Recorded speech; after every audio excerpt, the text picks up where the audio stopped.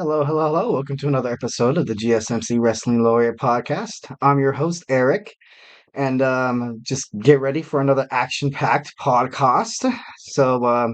Look, happy to be here. Happy to see, all your guys' beautiful faces. If you're looking at me and I'm looking at you, not to get awkward or anything. But like I said before, thank you for tuning into GSMC Wrestling Laureate Podcast, brought to you by the GSMC Sports Network. We have a great show for you today. We're gonna start off talking about just like Thursday Night Wrestling review. We have Ring of Honor, TNA, and then we're gonna kick it off to some a WWE SmackDown preview. It's gonna be a good one tonight. You guys probably think it started just like 4 minutes ago. Um, but we also have our wrestling news roundup to kind of cap it all off, and a little bit about Vince McMahon and the news about TKO. Like I said before, we have a pretty awesome show. Before I start, I would like you to like and follow the show, of course. We get a number of questions from the viewers that come in during the show. So to ensure that your question gets read on air, I ask you to use the tips or donations link at the gsmcpodcast.net with your questions. Just put your questions up at the top so I can see it, so we can have a nice little back and forth convo. And also, a nice little engagement, so I'm not, babbling the whole time about how I feel. I want to know how you feel too. Yeah, don't be afraid to, drop a message in my DM. Mom, I'm just kidding. Uh, again, the link is at gsmcpodcast.net. Um, with that being said, we have our Thursday night wrestling review. All right, we're kicking off with some TNA.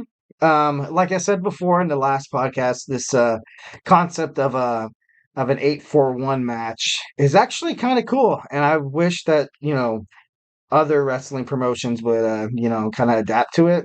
WWE, but let's just get started. So the winner was it was a match among TNA knockouts. The winner faces Jordan Grace for her championship. It's kind of like for the number one contendership. So, at the beginning of the match, Ash by Elegance was replaced by Steph D. Launder. This was kind of like a huge, like little like bombshell. Like, oh man, because especially with Ash by Elegance, like having such a great like she's had such a good push. She has this momentum. This is, I think, her fourth match, but all in all, like I thought that I was surprised when she got out of the match. I was like what's going on here? And then you have this girl come in, and she later wins the match. But at first, as a viewer, you're kind of shocked. You're like, "Whoa, that's crazy."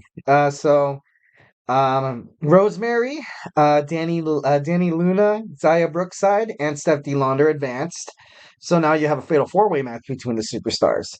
And out of nowhere comes in Matt Cardona, and with his interference, he helped Steph D. Launder actually win the match. And he actually attacked the Rosemary, which is kind of weird. Like, I don't know if it's just WWE, but like usually like the men don't really attack the women, or I don't know. And I'm not saying, I'm not, no judgment here, but it was just kind of interesting to see that. I remember, like I saw it and I was like, I had to like take a double check. I was like, wait a minute. Like I replayed it. It popped up on my Instagram and I was like, what? That's crazy. But I mean, whatever helps you get the dub. You know, it doesn't matter if you win by an inch or a mile. Winning's winning. Any of you guys are the Fast and the Furious fans? I love the Fast and Furious franchises. You know, after the fifth one, I can admit that I was kind of thought that they were pushing it, but they did add The Rock. So technically, me talking about the Fast and the Furious franchise on a wrestling podcast I'm not wrong. I'm subject. I have the right to do so. Yeah, eat it. I'm just kidding. Anyways, so moving on, we have Squash GYV defeated Cody Deaner, and we also had Josh Alexander defeated Tracy Williams.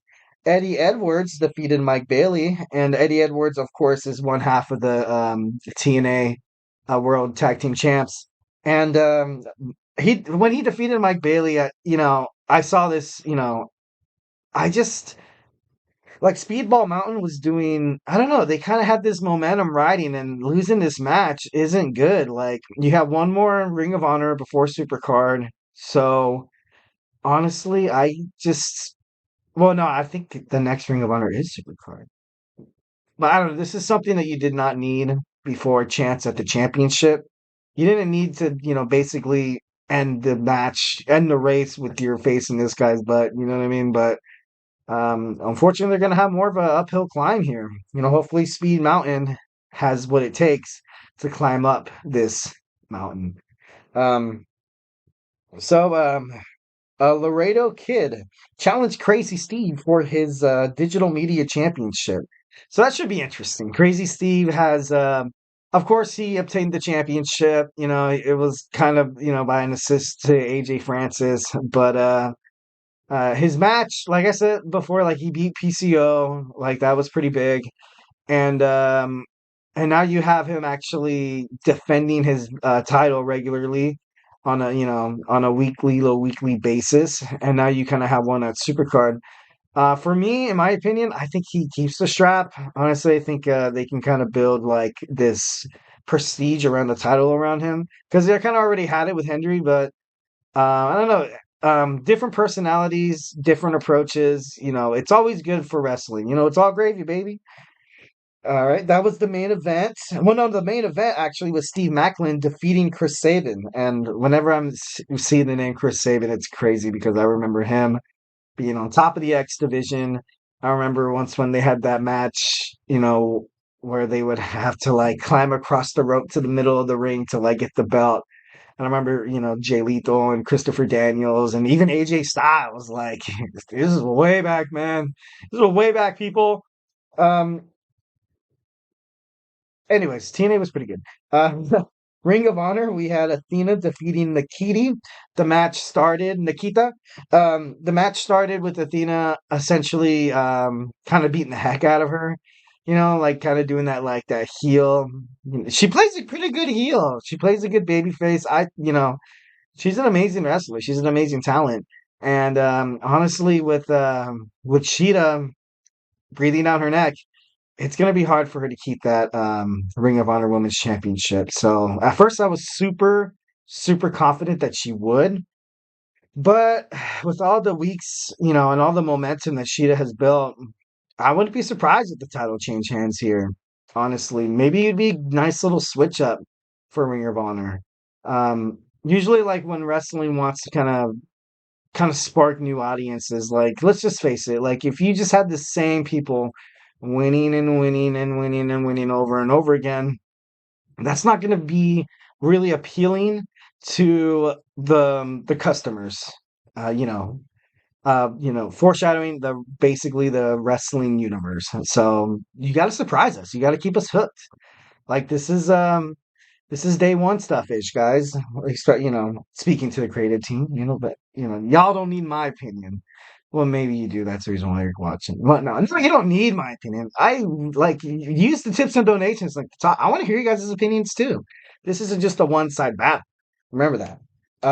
Anyways, moving on. So we have Griff Garrison and Cade Carter defeating Cash Jordan and Victor Castella.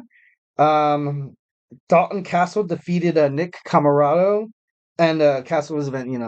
Johnny TV came out and did his due diligence, and him and Valkyrie ended up, like kissing over his prone body, which was, classic not WWE, classic wrestling heel. The guy gets the girl, kind of like an Edge and Lita kind of thing, where they have each other's backs, and it's kind of not annoying, but like every single one of them are going to be interfering in each other's matches just so the other one can get the upper hand and probably win the match.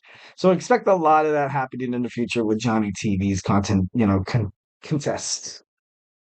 Anyways, so Mark Briscoe had a promo where he told Eddie Kingston to man up. He told Eddie Kingston to man up. Eddie Kingston recently lost his Continental Championship on AEW against Okada. But I don't know. Okada's a really good individual. He's a really good wrestler. So I don't think he should hang his head too low. He's gonna hang his head high. You know what I mean? Like if you had to lose to somebody, let it be Okada. Like that doesn't take away from your legacy. It doesn't take away from your abilities to facilitate matches in the ring. Eddie Kingston just needs to the past is the past, title's gone, but you still have the Ring of Honor Championship title. So you have to, well, you still have not the championship, but he has the title for Ring of Honor.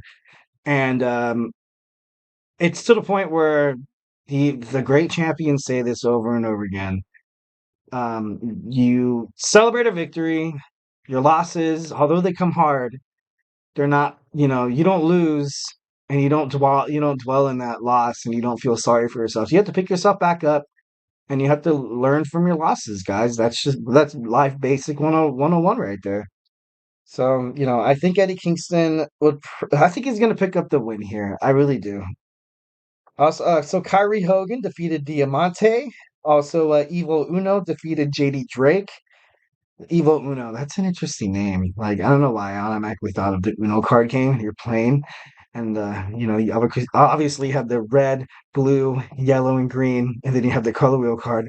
But what if there was like a card that just said evil, and then like something crazy happened? No, I'm just kidding. No, that's like that'd be on some weird horror movie that honestly I probably wouldn't even buy tickets to see, to be honest. It's my own creation and I already hate it. All right, moving on. So the men's world tag team champion Kyle Fletcher retains his title against Blake Christian. And we kind of all knew this was coming. Kyle Fletcher has been a pretty good world TV champion for the most part, and I think he's probably going to have the strap on him a little while longer. Who knows who is he going to face in the future? Like I said before, TNA is approaching Rebellion. Ring of Honor's approaching the Supercard. So it should be interesting to see what all the following weeks heading toward those pay-per-views. So it's gonna get juicy. It's gonna get good. All right. So don't go anywhere. Our next segment, we're going to talk about WWE SmackDown preview, and it's on there twice. Not because I forgot to erase the first preview. It's because it's that damn good. I'll see you after the break.